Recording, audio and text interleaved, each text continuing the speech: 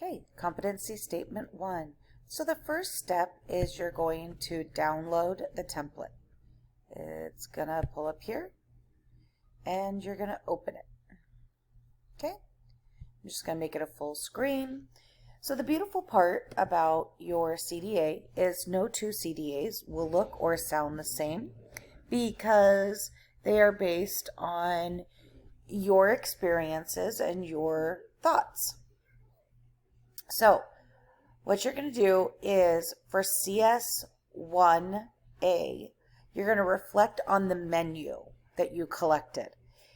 If you design the menu, does it reflect your commitment to children's nutritional needs? If you did not design it, what are the strengths and what are the and what would you change, or the challenges of it, right? So if I were to think about my experience, I would have to say that I didn't.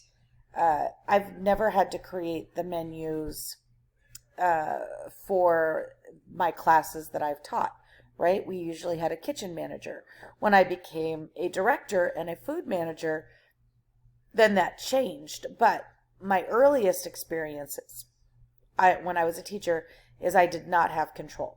So what I would say is I would look at my menu and I'd be like, okay, they offer fruit juice, 6 times in a week. There's a lot of canned fruits, fruits and or vegetables.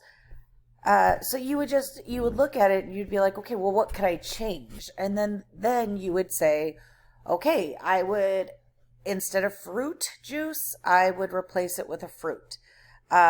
Instead of so many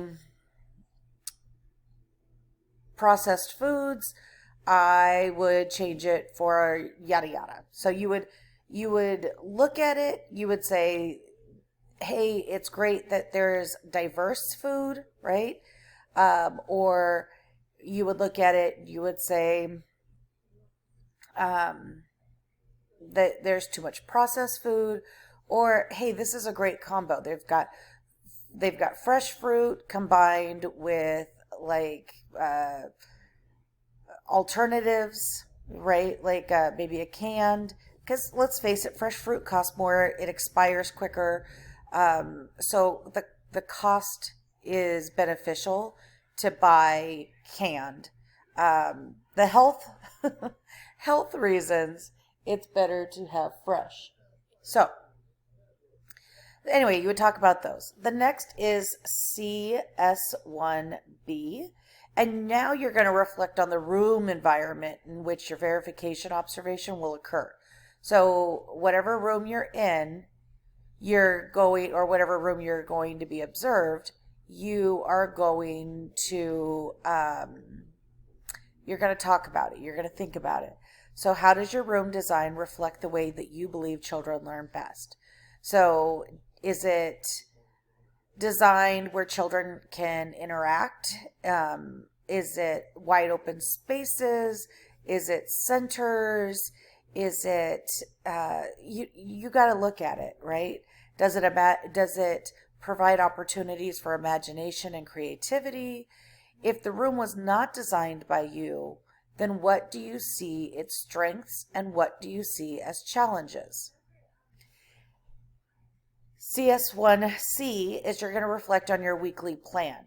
This is your weekly plan is your lesson plan. And does it reflect your philosophy of what children need on a weekly basis? If the plan is not designed by you, then what are the strengths and what are the challenges? And what would you change? So when you're done, you will delete the questions because you are going to reword the question into a statement, right? So you're going to say, the plan that isn't included reflects my philosophy on how children learn by ... You know what I mean? And then this plan was not created by me solely, but as a collaboration between me and the co-teacher, and this is why. You know what I mean? So you'll want to do that. At the end, you will delete the questions because you don't need them anymore. And then just your standalone paragraph will be there. And you will do that for all of these. Okay, so the questions go away, your statements stay. When you look at the resources that I gave you, you are going to make sure,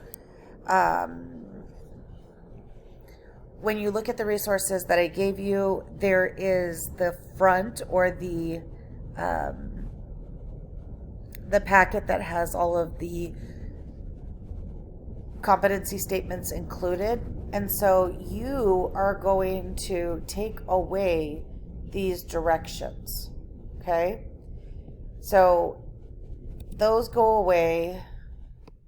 A lot of people will center the competency statement 1 to establish. And then underneath this is going to be your holistic approach, right? So you're going to do one paragraph before you do all of these. And sometimes it's easier to type out your 3 areas and then do your reflection.